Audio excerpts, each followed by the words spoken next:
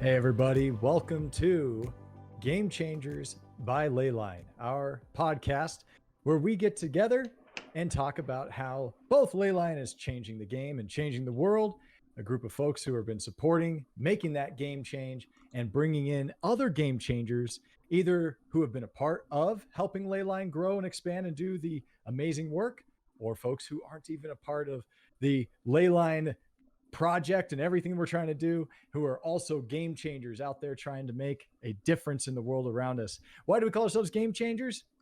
Literally, we are trying to change the game. And by doing so, we are making a game out of charity. You go and donate processing power, you donate blood, eventually we'll get there. You do all sorts of positive things for health and humanity and the environment and even to the stars. We reward you. In fact, Leyline has even opened up all sorts of new rewards now. If you go to leyline.gg and you start clocking in those points, we can earn them by exercise. We can earn them by sleep now. It's a new button I just saw. Pretty cool. And by clocking up those points, we now have things like Apple, Amazon, Sephora. We've got Bitcoin. We've got Zydax. I mean, we got a whole bunch of different gift cards that people can earn by doing charitable works. It's so cool. And we can make a fun game about it with real world rewards. I'm here. Our episode is Making the Grade, Ascending the Education System. Kind of cool, right? Sounds like a great title. And we're trying to talk about how we can change the game in the world of education. I'm Cody Urban. I'm with Crystal. I'm with Boogy. I'm also with our special guest tonight, Lorelie Paraiso. That's a cool name. It's Spanish for paradise. Makes me think 2 tickets to paradise, or tengo dos boletos para paraíso. That's a very sad white boy attempt at singing your name in Spanish. Sorry about that. So, Lorelie, tell us a little bit about yourself. Yeah, I've been in the education sector for as long as I can remember. Maybe Crystal hasn't been born yet. So more than 30 years now. So I got into education because I actually come from a family of educators. My mom is a teacher. My grandma was a teacher as well.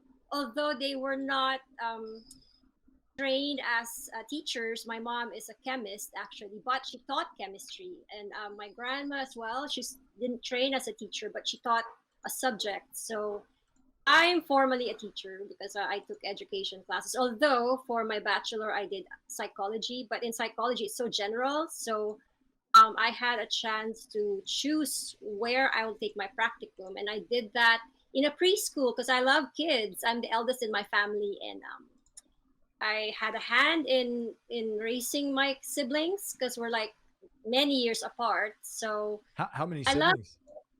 siblings? There's 3 of us. Okay. Yeah, Jeremy. When I met him when he was 10 years old, and I love kids. So yeah, we have a special bond. Yeah. So that's my start in education. So it was psychology first, and then after a while teaching kids as a psychology major, I thought, well, I need to know more technical stuff about being a teacher. So I was teaching in early childhood, and I felt I wasn't competent enough. So at the time here where I am in the Philippines, early childhood was not really, it was in its infancy stage. So I thought, well, there was courses in education for primary students, for secondary students, where you can be a secondary teacher. But for early childhood, there was like I saw one, but it was really just starting, and they had visiting professors, and I thought, visiting professors. So if I need them, where do I find them? So I realized, okay, I need to find another way to gain competency and skill at doing this because I'm impacting children's lives. So I went into a seminar, and that's where I found Bank Street, and that's in New York. So after finding that, my next problem was, where do I get the money? So it's been it was a journey, and it took me like maybe 3 years before I finally got the Wow. finances. By the grace of God, I got an American Association of University Women Fellowship. Oh, That's how I got finally got the tuition Mm. for taking my master's there, and that's where I met Jeremy and his family. So I was there for like just over a year. I finished my master's there in early childhood and elementary education, and then I went right back here. Mm. Um, helped out here because we were in a transition as a society here. It was like after a dictatorship. I'm sure that's globally known now. So mm, I was very excited because I'd be working with kids, and I thought that's the future, that's tomorrow. Mm. it is. And I enjoyed it so much. So until now, I migrated to New Zealand after a long while. And then, because I took my master's there like more than 30 years ago. So, yeah, as I was saying, Crystal wasn't born yet. I'm not sure if she was born already. So I feel like a Maybe. grandma now. No. So yeah, I've got now the rewarding thing about being in education and as a teacher, I think it's not the finances, especially here in a developing Mm, country. It's the reward that you get is when people like one of my students where I taught at in a really it's in a informal settlers community shanty town, and he looked me up Mhm. and years later on Facebook just to thank me, and I'm like, wow. wow, that's the best reward anyone can get, because looking me up like so many decades later, I'm like, just to thank me, and now he's got his own daughter, and we're friends now on Facebook. But him putting in the effort just to find me and thank me as a teacher, and he said Yeah. he just remembered how I was as a teacher, so I'm like, whoa, that's Oh. why I'm here. I'm like, that's why I'm here. So Yeah. it's been a great journey, and until now, I've moved from teaching preschool to, I Mm. think I've taught all levels except secondary school. I Oh, ran away okay. from high school. I'm afraid of high school students. Yeah, so in Mhm. New Zealand, I was teaching would-be teachers of early childhood as well. So Okay. I was there 2007. Awesome. So that's my life in education. Yeah. And yeah. I mean, your title as a teacher, because I remember while we were going through titles, you're like, oh, just put me as teacher, but you're not just a teacher. I was reading up on you, and you also wrote a book about anti-cyberbullying and a book on short-term missions, which can Mm, you tell us more about that?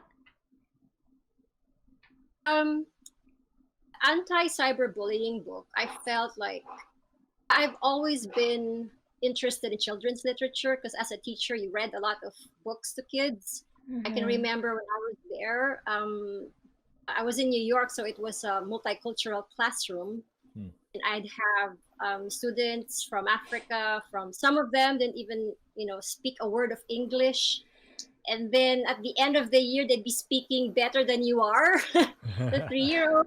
You know, They're like because you sponges, yeah, just soaking it up. you read books to them, and they'd say, can you read that again? It's like the umpteenth time I've read this to you. So I love children's literature because of that exposure, and I for the longest time I wanted to write children's books, and Mm. so this opportunity came because it was a pandemic, and I just finished writing my dissertation. So it was just in my heart to just start it because I'm getting older now, and I thought if I don't start this now, when? So it's been a long What time dream. what age Um, range is the anti-cyberbullying book geared for? it's I think it would be because it's a photo book. So even if Mm, you don't read the words, I think children would understand it. So it's from 5 to 12, yeah, that okay. age range. And I wrote it basically because I can see my own nephew who's doing online classes now. The name of the book is Online Class, and he's Mm, doing online classes, and he does get bullied. They take How a old? picture of him. He's like 12 years old now, Oh, that's sad. and Bullying. they take a picture of him when he's not looking, and he looked like messed up and crazy, and they post it on social media, and they'd laugh at him. It's a good thing. He's a good attitude about that, but internally, I don't know whether I mean, externally, it's like it's nothing, but internally, I don't know Sure. how he's coping with that because he doesn't talk about it a lot. But yeah, I thought this is something that would be just escalating because, Yeah. well, most kids here where I am, and I'm sure across the world, has migrated to a digital platform. Right. So Mhm. that's why I thought I'd write the book. And I was looking at the literature here in the Philippines, and I didn't see any books that tackled that. So I thought, well, this is a good time to write it. I saw a lot there in the U.S., but here in the Philippines, there's none. So, and Filipinos are actually scattered across the globe. I think they're in like 200 countries. So I thought, well, it does make sense to put it on Amazon worldwide because we're all over. Everywhere I Yeah. go, there's Filipinos. So, I love my So, Filipino yeah. friends. They're always trying to feed me. Always oh trying to yeah. feed me. You hungry? Yeah, I love my Filipino friends. Love. And what language is the book in then? It's in both in Filipino, a native language here, and also I translated it into English because Oh, I right thought, on. well, just so make it more globally accessible. And the fun thing I just realized about being a photo book is that you can change the photos actually easily enough. It's just so you can like make it culturally appropriate Yeah, if you want to make it. Yeah. So that's great. It's a really appropriate book right now because everything has mhm, switched to online, and when we come to think about it, school is such a big factor, education is such a big factor in a child's life because they're in school for however many hours a day, and we never that's really true. think about, okay, yeah, it's switched to online, and we only think about how the parents are having trouble, but I love how you bring to light how there's a different aspect to this and that cyberbullying is a thing.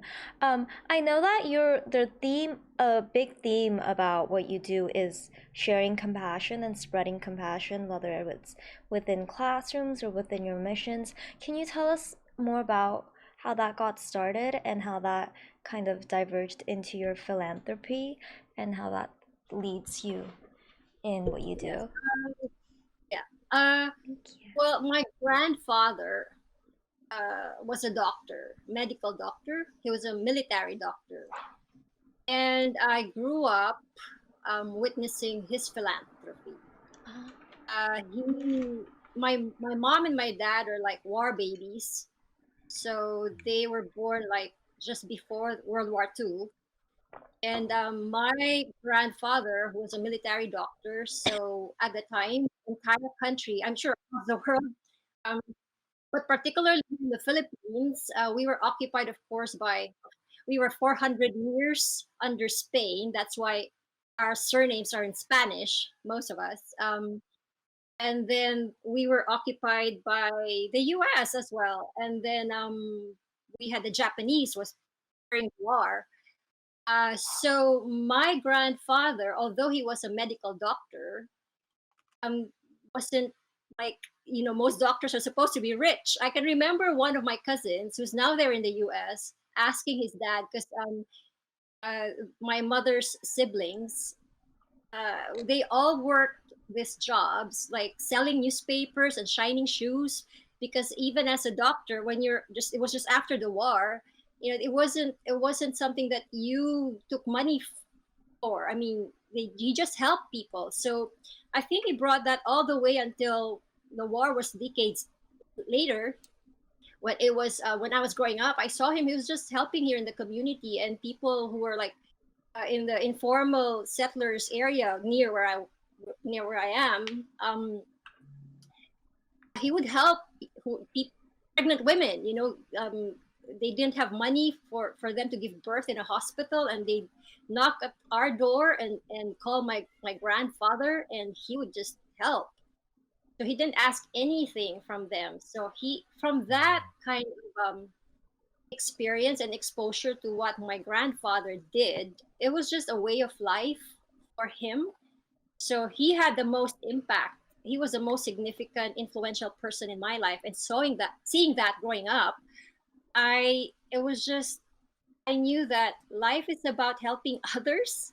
So, and then of course, the Philippines is mostly a Catholic nation. So I grew up Catholic, and I grew up in Catholic schools, and I also saw that being done in that context where we were helping refugees from Vietnam. I was in an all-girls high school, and we had Vietnamese refugees there. So I was exposed pretty early to that kind of work, just helping others. And then eventually, when I was doing after college, when I did my practicum in an upscale neighborhood, must be the richest neighborhood here in the Philippines, just because my college is upscale. It's an Ivy League equivalent there as well. So I'm blessed because of that. And their associations with schools where we had a tie-up for practical work is with this upscale child centers as well. So I got to work in a center that is really for expats and for the richest of the rich. And the children would come to the center with like an entourage of people. Like they would have their nanny, their driver, their security guard. Oh. Wow. One of my students is actually the grandson of the richest tycoon. Ooh. He was featured as the first. There's just a there. I was looking this up, and there's like in 2016, 50 Filipinos. We're like 100 million Filipinos, but 50 Filipinos account for 24% of the GDP. Can you imagine that? Wow. So his grandfather, my student, is the number one. I'm sure he doesn't remember me now because that was when he was in preschool. But after that exposure to the richest of the rich and expats, and children of celebrities here, I thought, my goodness, Lord, can I just have exposure to like the poorest of the poor now? Because I wanted to, have that experience of the entire range of children from everywhere. So the next year, I was able to work at a Scandinavian children's center. It was put up by a church, and it was really far away from me. But I did the sacrifice because I thought, this is children's lives, and this is the next generation, and I just want to do my thing. What I can do to help these kids.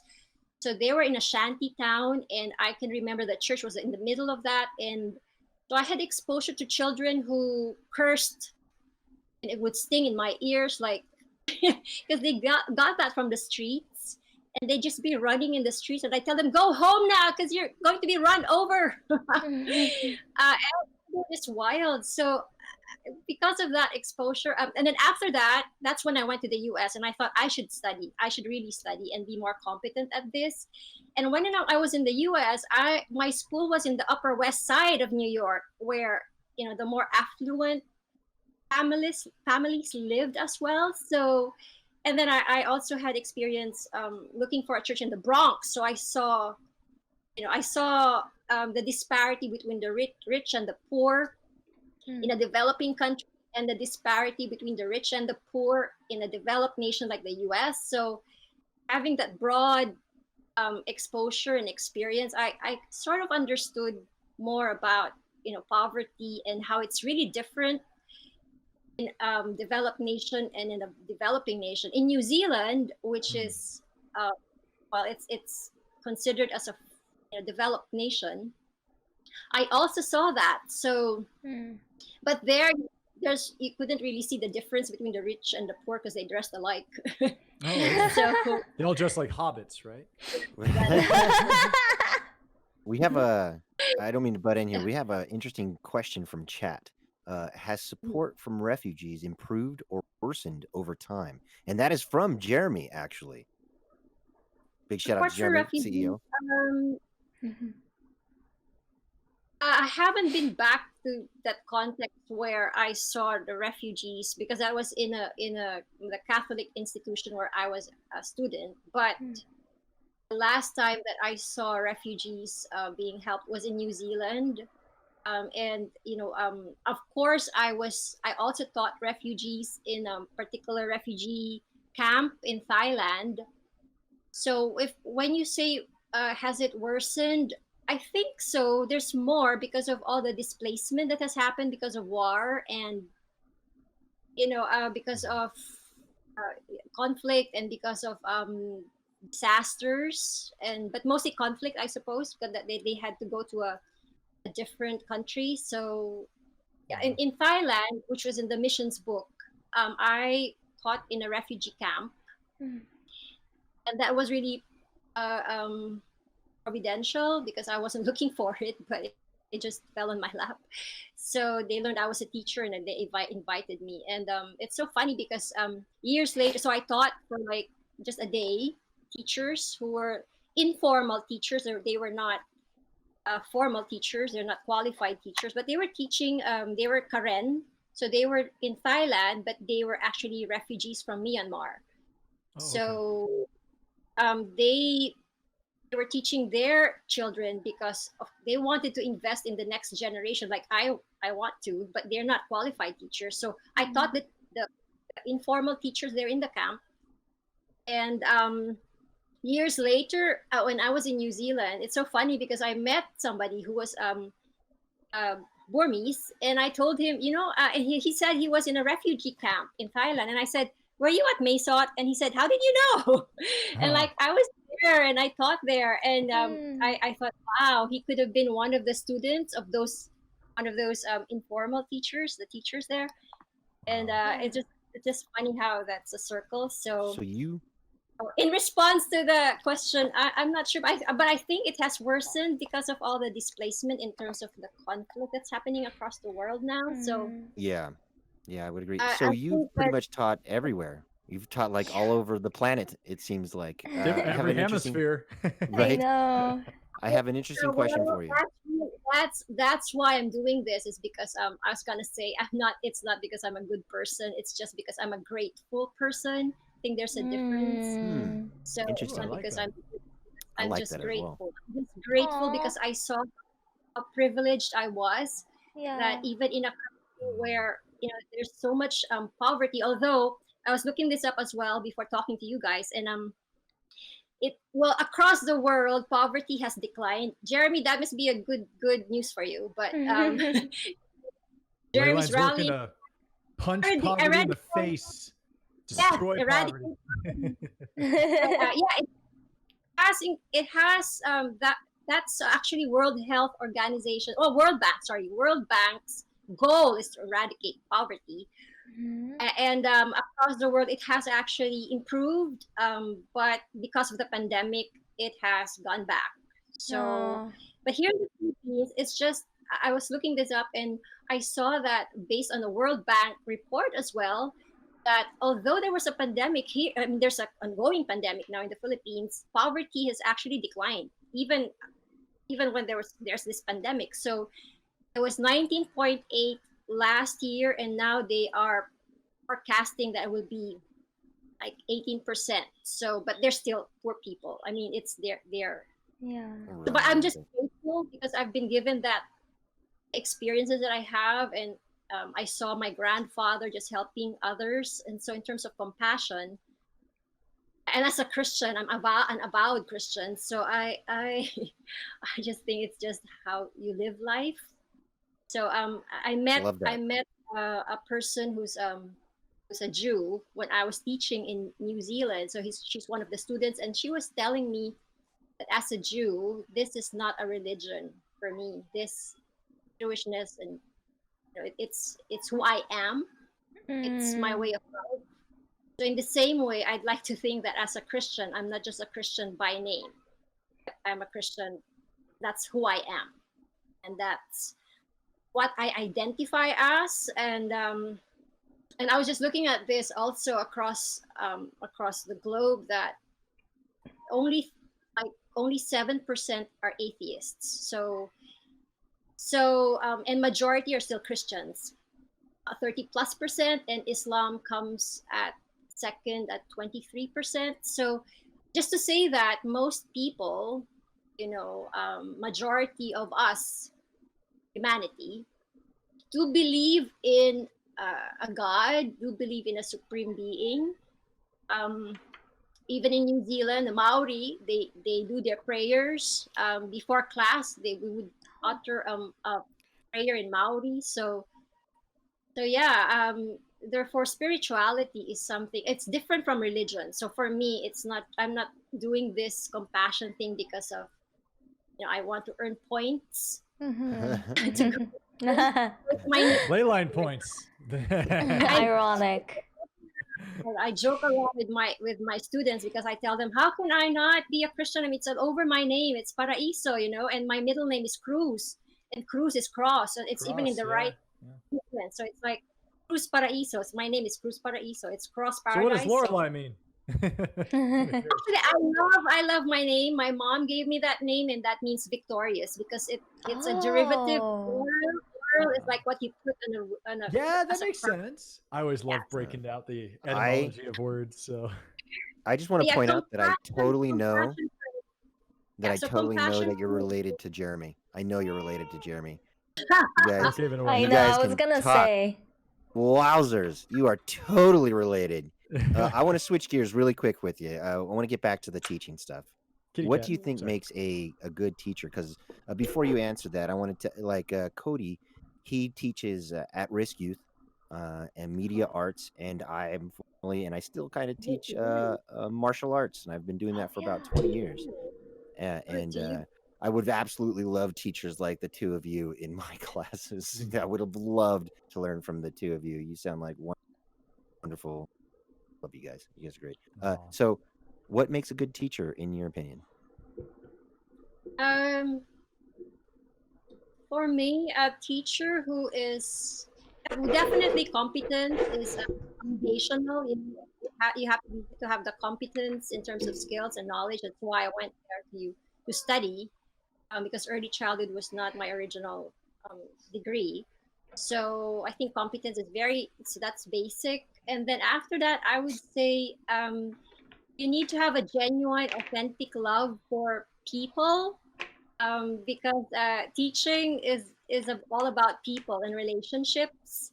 I'm not sure if you've heard of Akira Kurosawa, but he's a Japanese filmmaker, and Oh yeah. he did a Oh yeah. Hidden Samurai, and he was interviewed. What kind of film would you like to do before you die? And he said something about education because it's all about relationships. And so yeah, it's all about relationships. So if you want to be a really good teacher, then you must value relationships and human beings. So I think that's very, very important. And then, because there are teachers who love their subject, but I'm not sure if they love the student. Oh, They love the well subject said. Yeah. they love Yeah. the subject so much, but just caring about whether the subject had impacted the student or made a difference in their lives is something else. So you can you can be the brightest in your field, but if it doesn't impact the life of students, then it just goes over their heads. I remember watching Crystal here, and she was saying she didn't learn anything in communications, and I'm like, whoa, like which institution was that? Which teacher was that? And I thought, so if you want to be a good teacher, I think that's important. Also, I think integrity is important. That you would be the same whether you're in the classroom or out of the classroom. I can remember going to shopping mall, and my students would be looking at what I bought, because I think that they're looking at my entire being, not just what I know, but my character. So I think integrity is very important as a teacher. Oh, kids will And then sniff it out when you Yeah. are fake. I remember my first like few class sessions. I thought, gonna put on my teacher pants and come in and try to be Mr. Teacher Guy, and then I just felt like this ain't working. I feel odd, and they can see right through me. They have like X-ray vision. They know I'm putting on a front. And I'm like, all right, guys, I'll just be level with you. I'm a total nerd. I'm this. I'm that. This is who I am. I'm not gonna make any exceptions about it. And I think they really appreciated like this is you. This is like who you are. You're not putting on a front. You're not pretending to be something you're not. You're a human being. Thank you. I don't even like that about you, but I like that you're being so honest about yourself. So I like you. It's weird. And it's worked. So to your point. Yeah, that's. I'd like to give out one more shout I out. mean, I started with. Yeah. Also, our producer is a teacher. He Yeah. teaches That's right. students how to DJ.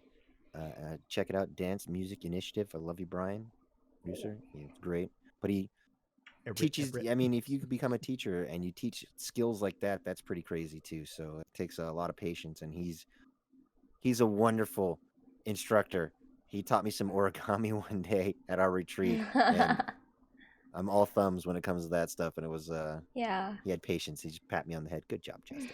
And what Lorelie said about the teachers loving what they are doing and teaching, that resonated with me on such a deeper level because I feel like a lot of the professors sometimes in colleges, you run into this more where they're really in love with the subject, right? And especially if they're like doing PhD studies, some professors really love the subject, but they don't know how to teach it well because they're not a fan of teaching. But you can tell the difference from a professor who just loves teaching and sharing his knowledge with his or her students, because they have this twinkle in their eye and their passion, and they try to think of ways to make it be more interesting and to get the point across to their students. So I was saying, like, if I had 3 of you guys as teachers in my early days, my life maybe would have changed.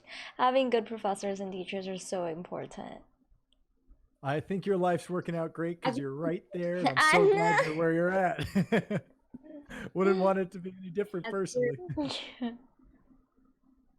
I'd like just to add this that there was a study done here of outstanding teachers because there's a foundation that actually rewards or gives an award to outstanding teachers, and they did a study on what was the characteristic that was similar across all these teachers, not just because of their competence or their knowledge or how they did their teaching, but they found this one thing that I noted and I took note of really because I thought I should have more of that, and that's, you guess, like this is something, this is a characteristic of teachers that are outstanding, and it's of course competence is given and how they try to make the subject interesting is given, but there's this one characteristic. If and any one of you like guess what that would be?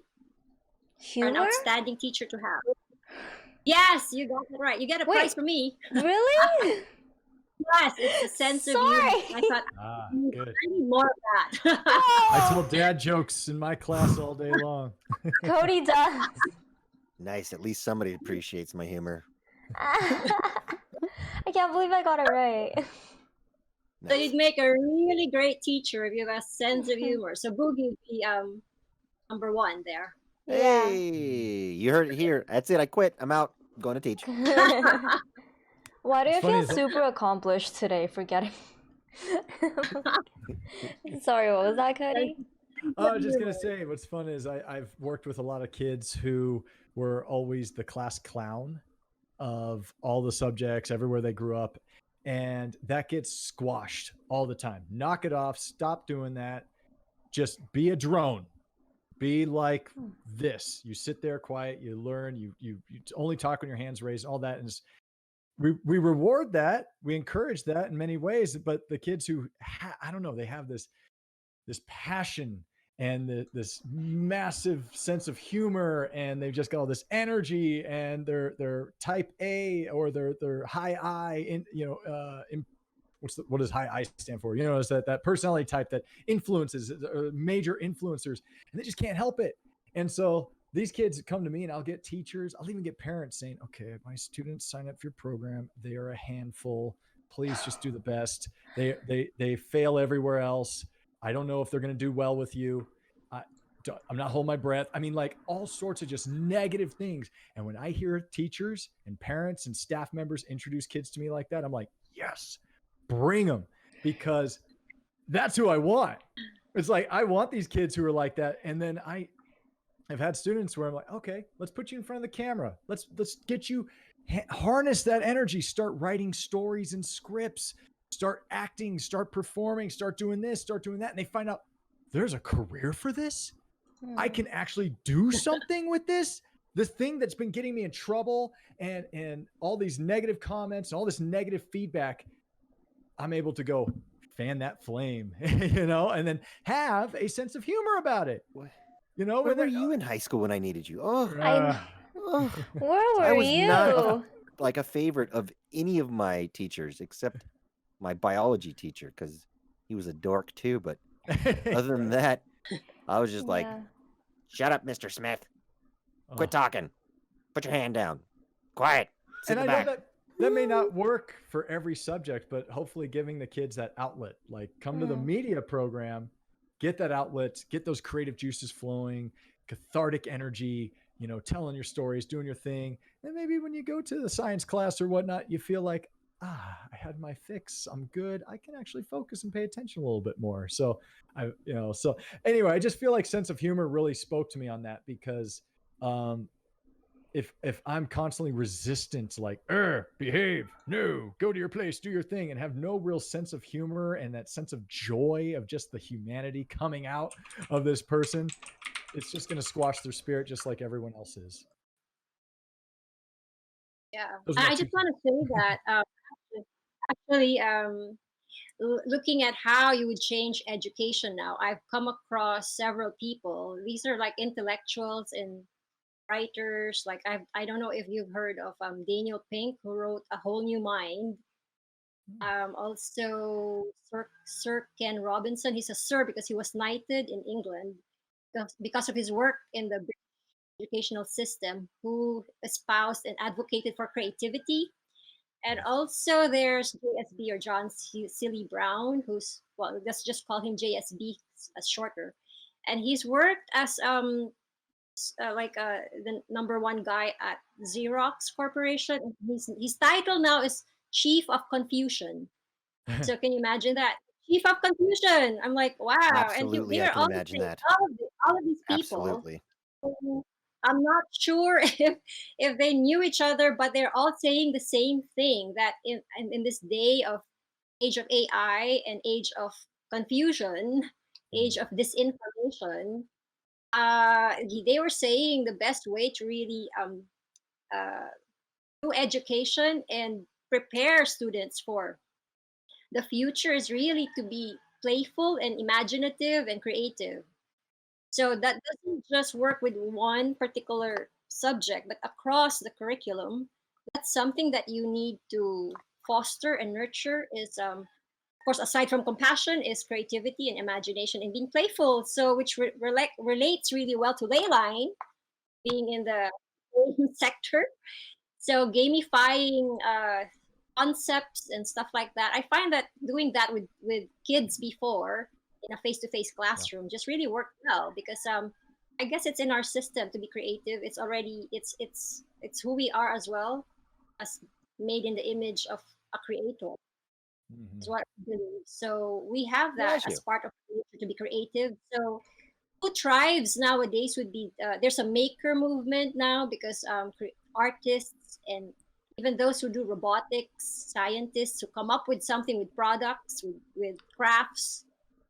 That's just what's happening right now, and that needs to be fostered more in the classroom instead of the industrialized age kind of way of doing education where it's really an assembly line, and that was for the industrial age, but we're now in the different age. So it just doesn't align now with what's happening out there in the world and how education is being done. I don't know there in the US right now, but here in the Philippines, it's just sad because although they are a digital platform, how they do it is just you have a talking head and the same is just delivering a lecture, but still the same.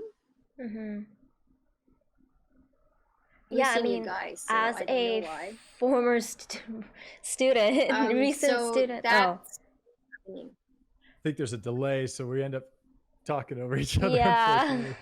Discord is going slow. Oh, I was just saying, as a formal student and a very visual learner, I really always appreciated when professors and teachers integrated, just use their imagination and did something creative while they taught instead of just doing the lecture and reading, because a lot can be missed when people read. yeah. You have to read 30 pages at home by yourself. Yeah, so I really appreciate all teachers who incorporate creative imagination to, push their kids on and really help us succeed. That's lovely. Lorelie, you mentioned, it's in our nature to be creative, and I think it's also in our nature to play games. I mean, Yes. gaming. There's artifacts that date back like 1000 BC, several thousand BC, of different games that were played, like early forms of chess and checkers and whatnot. It's really crazy. And so I'm a little proud here. I'll brag a little bit. At Lancaster High School in California, I was one of the founding members of the robotics team when they launched it. So there's a national group called FIRST, which stands for Inspiration and Recognition of Science and Technology. Started by the guy who created the Segway, that two wheel thing, the Segway. He's an engineer, super brilliant guy, created this program. We were the 399th team to join up with the program. So now there's like 4,000 teams or more. I mean, it's grown significantly. Wow. And so the idea is they would create every year a new game. And sometimes it was team competitive, sometimes it was like fully cooperative. And you had to design and build a robot in 6 weeks to actually compete in that game. And every year's game was totally different. So they would call it the kickoff event. They would announce, this is what the game is. Clock starts ticking. You have 6 weeks to design and build a robot. It has to be shipped by a certain date. And so, oh my gosh, it inspired such creativity. And that I think that the fact that there was a competitive level to it just really bolstered this camaraderie. We're in this together, guys. We're in the trenches. We're gonna do this. And sometimes we even worked overnight and like pulled all-nighters because we're like close to that deadline. And so just that bonding. But we learned so much. And some of the mentors who came in were folks from NASA, folks from Lockheed Martin, and just another. Some were retired engineers. Some were folks who were still working. Like they put in a full day and they would come. And they were just such amazing mentors. They came in, and I feel like we inspired them to just kind of remind them what it's like to be young. Like they would tell us like we kept them young, but to see folks that were significantly older than us, we're talking high school versus folks with gray hair, but we're doing the thing together. It wasn't just a class. We were partners, and they were leading us, but it was just such amazing mentorship. So I think that's just a thing that I want to see more in education, is mentorship, or something that's a little bit more like what the way humanity has dealt with education long before the industrial revolution, where we kind of just turned everything into just an assembly line. It's like, just crank out students, do the thing, versus a master and apprentice situation where you had the master Jedi, right? I see Boogie go, ooh, yeah, or Sith Lord, right? But just that dichotomy of a master and apprentice, or the leader, the teacher and disciple type of deal, right? It's like that seems to be where there's such great growth for learning, for depth of learning, I think, like that. So I just want to throw it out. Does anybody have mentors who really spoke into your life, that really wasn't just, and it could be a teacher, but a teacher who went that extra mile, become more than just the lecturer at the front of the class, or the sage on the stage type of thing, but was actually like, I'm with you. I'm doing a big part of life with you. We're working arm in arm, shoulder to shoulder, but they are mentoring and leading you. So did you have any mentors you wanted to shout out and brag about it all? Sorry, we have to think about that one a little bit. Oh, I can jump in. Yeah, that biology teacher that liked me, like the only teacher that liked me, total nerd. He had me practice Yaidos, which are Japanese samurai sword quick draws, and then he introduced me to his samurai sword instructor, and it was like this change in me where I went into Aiki Jiu-Jitsu and samurai sword, but he made learning very, very fun in biology. Like, it was just, he would have you do actual projects where you got to really be creative and showing how what was going on with the science projects. And I still talk to him. Like I Oh, still cool. talk to him at least maybe once a month, where I'll just check in on him and his kids and stuff like that. Mr. Irons, I see you. Uh, he was a tremendous, tremendous influence on my life. I liked hot rods. He liked hot rods. He had this sick Barracuda. Oh, it was sick. Oh, so it was beautiful. But Ooh, Barracuda. he I think, as you know, becoming a martial arts instructor, you kind of emulate your instructor a little bit, but the way that I taught was definitely more engaging for the students to be as creative as you could with your stuff. And just, I'm a cartoon character, you know, teaching and stuff, and but that grabbed my attention when I would watch him teach, and I absolutely use that as a tool. And yeah, I'm gonna make him watch this, but I love you, Mr. Irons. You were the I don't remember any other teacher's name that I went to high school or middle school with, none of them, but I remember you. Thank you, I appreciate you. Oh, How about you, love Sounds the Chris? like letter. Tuesdays with Maury. Ah, Crystal or Lorelie, any mentors you want to take a moment to thank or shout out and kind of talk about why and how they made that impact on your lives?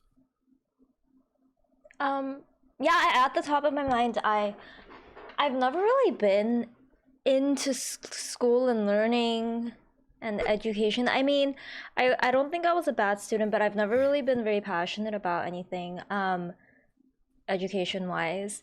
And I remember when I went back to college after high school, and I took 3 classes. I think I took 4 classes with 3 different professors, and they were all super passionate when they were teaching, and it made me excited for their class because, you just feed off of their energy. And it turned out all 3 of them were communications and film professors, which I majored in communications and films thanks to those professors because they really helped me find my passions and pushed me on. Yeah. That's awesome. That's awesome. We have a question for Lorelai here from, hey, what do you know? It's Jeremy. Hey. He wants to know if you see an opportunity with Leyline and helping to promote educational outcomes.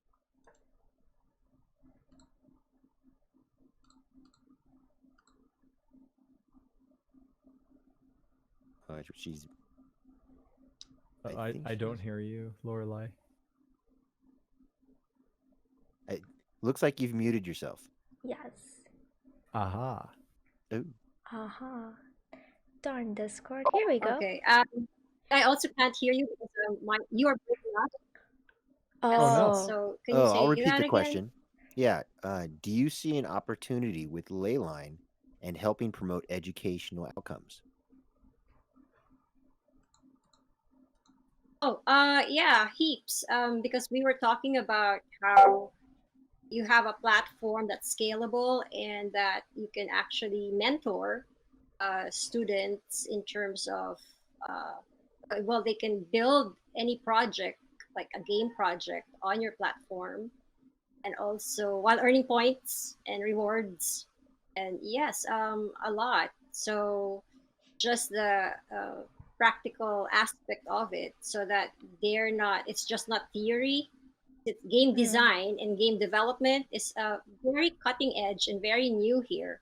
So there's just maybe a handful of higher education institutions offering it. So I'm in one of them, and I was just telling Jeremy that I think that those who offer it would be very, very glad to partner because of opportunity to be mentored by those who've been in the industry for quite some time now.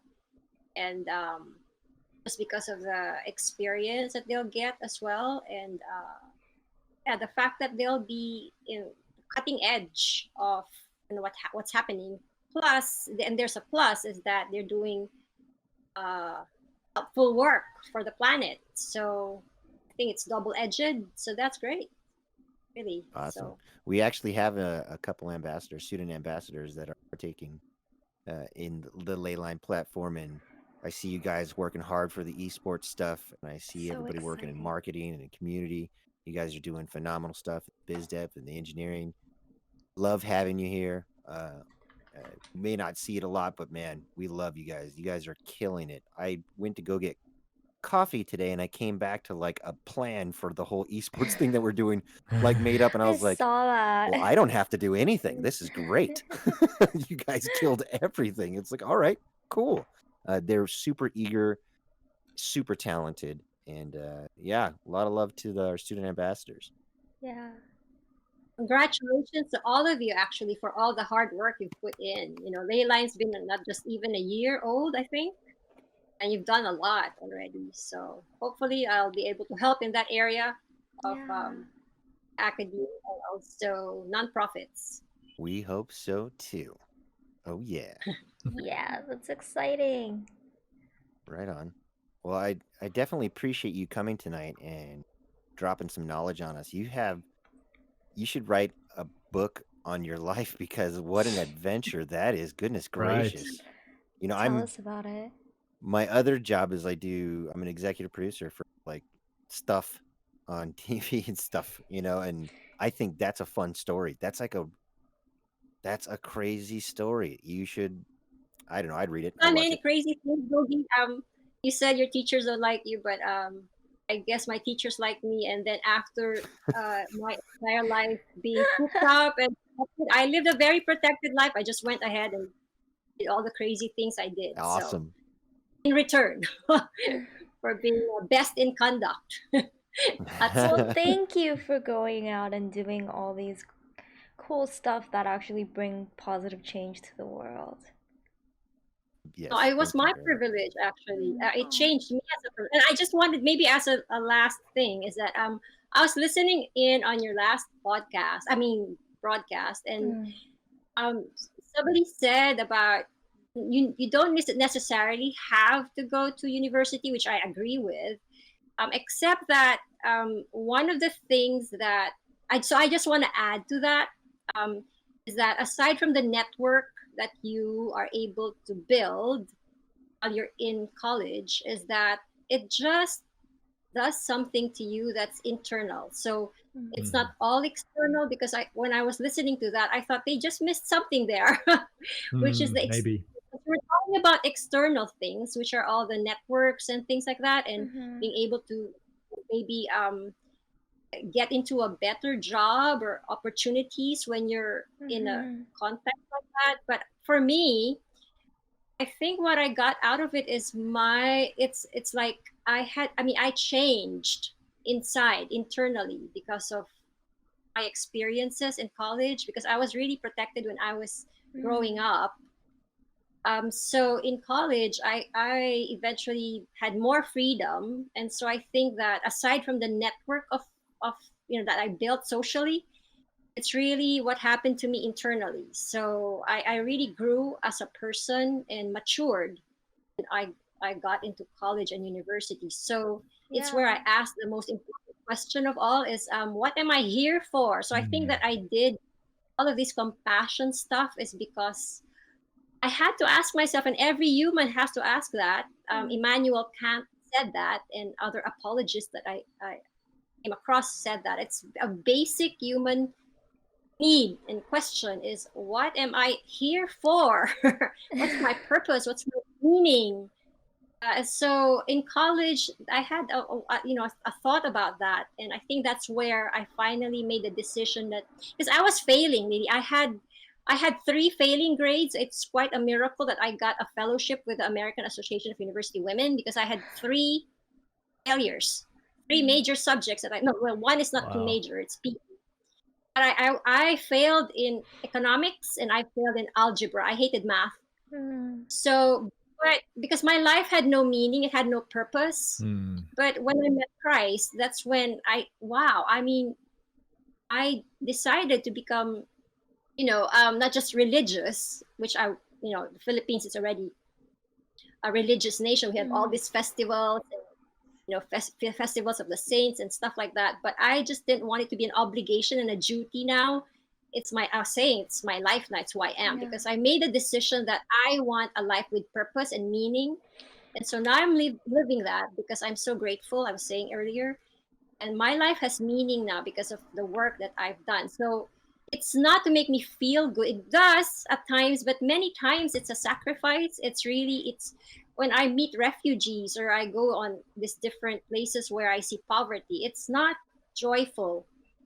It's not joyful because you see the suffering of people. I mean, even just here where I am, there's so much poverty, but I'm glad it's declining, they say in the report. But Mm. I find meaning in helping and serving others. And I think as a teacher, that's another thing that makes a great teacher is that when you see yourself as not, somebody who's because in my context, teachers are like they're respected so much. I don't know how it is there now, but or in Korea, but we're respected so much that they put you on a pedestal and you're such a role model. So, but in my case, I really just want to serve. So I want when great teachers should have a service attitude that you're not making this hard for students to prove yourself that you're smarter than they Mm. Hmm. are, that you're serving them because you want to make a difference in their lives. So to me, as a wrap up, I think that if education has to change, really compassion has to be there because we're getting into a world where it's more violent, Yeah. suicide rates. I mean, in New Zealand used to have the highest suicide rates of teenagers, adolescents, Oh, Really? I and didn't know Wow. that. I saw now on a global scale, suicide has risen, and I'm not sure if you Hmm. if you have watched any of you have watched that documentary out by Netflix. They were actually correlating suicide with the rise of with the advent of social media Mm. and how Hmm. like teenage girls their worth is based on the number of likes they have or how many followers they have on Instagram. And I couldn't care any less how many people like what I say, but I just put it out there because I feel like I need to put it out there Yeah. and for people to be informed. So that platform is not for me to get my worth and self esteem from, but sadly, unfortunately, so many adolescents and youth find their worth from what social media tells them, and so the Yeah. suicide rate. They found in that documentary on Netflix, the social dilemma, is that when Facebook and Instagram and all these other platforms rose, became there's more users, the suicide rates have also risen Mm. exponentially. So there's now like 800,000 globally committing suicides uh, annually. So Jeremy mentioned Yuval Noah Harari. He was saying in his book Homo Deus that the trajectory where we're going is that most people you likely see deaths more from suicide than conflict. I'm like, Mm. whoa. Oh, so compassion really figures in because if you're a teacher who just wants to get the curriculum over with and it's Hmm. just a brain thing for you, something to just it's such information for you and no care for the students at all, then you're not helping, you're not serving at all. It's just maybe money for you, or I don't know, prestige. Mm-hmm. Being called a teacher. So to make a difference and compassion, I think is really important, especially with the suicide rates Yeah. uh, as well, and all of the AI going on. Where Yuval Harari actually said that, can you imagine a world where algorithms know you better than you know yourself? Hmm. I Wow. feel I like guess that's already happened to me. Yes, right. Yeah. Well, a somber thing, but I think that education can make a difference. And Leyline, of course. yes. Yes. Let's You go, If know, Leyline. I say every week that it's important to be empathetic and to Mhm. lead. Yes. And if you take a step in that direction to towards the things that you're doing or providing or any of the things that are in your daily life, it will increase like the happiness in your life and the people around you as well. And if you're a teacher, definitely empathy goes a long way and love definitely goes for sure. Thank you very much for being our guest Yes. tonight. Thank you. It's my Brilliant and privilege, really, Boogie. I'm so glad to know each of you, Crystal, Boogie, and Cody. Oh yeah, Yeah. and I'm keeping you. We're friends now. Sorry, that's it. We are friends now. You We're cannot friends now. leave. But Thank you, I Jeremy. appreciate you. Yeah, thank you, Yes, Jeremy, thank you, for making this Jeremy. all happen. Big shout out to Jeremy, the CEO. Leyline. Thank you, Brian, as Uh, well. For- Brian is a Brian's wonderful great. human Yes. being. We can all do the Brian. I don't know if you've done this yet. One, two. He has a He like post. raises his collar like Oh, this it's in the wonderful. Oh, picture. look, and It's she did it. Oh, amazing. I And don't you think did we it. can You're one do of us anything now. better than that. I want to say thank you to Cody, to Crystallized, to Lorelie. Thank you very much to everybody that's participating, to everybody that's listening, the people behind the scenes. Make sure you go check us out at leyline.gg. And we are a nonprofit and we're trying to raise funds. So click that donate button, help us out. You can also sign up for our exclusive beta. Start earning points just for sleeping. Just for sleeping. You can make some money just for sleeping. Treating yourself well. Can you Check just out us. Go can you ahead. just that particular thing about sleeping? Because I'll be broadcasting this in my own page, and I'm sure people will ask about how does that work, the sleeping thing. Before we end, just a short. It's about self-care. There's an actual Mhm. Oh, button at the top that tells you whatever you're doing. Basically, what are you doing for yourself to make your day better or yourself better? And one of them is click the button if you've exercised today, and click the button if you've slept well. Currently And by the sleep is honor good. system. Yes, But, currently yeah, by the honor system, we are going to be working with some APIs and all hook it to this computer thing. tech There you go. stuff. Yes, but if you want to start earning Leyline points just for sleeping, go sign up at leyline.gg. Also, check us out on our Discord. I think we just reached over 300 participants in Discord. That's huge. So many people. Yes. I see you guys every day, even though I'm like a lurk. I'm like, what is everybody talking about? Memes, cat pets, or cat pictures. Yeah, I love that as well. Don't forget to tune in next week at same time, same channel. Almost did it. I almost did it. 7 o'clock Pacific time. And I love you guys. Thank you so very, very much. And thank you so with much, Leyline, we're here to all of you. change the game and change the world. Everybody have a one. Lead with love. I'll see you guys next week. Bye.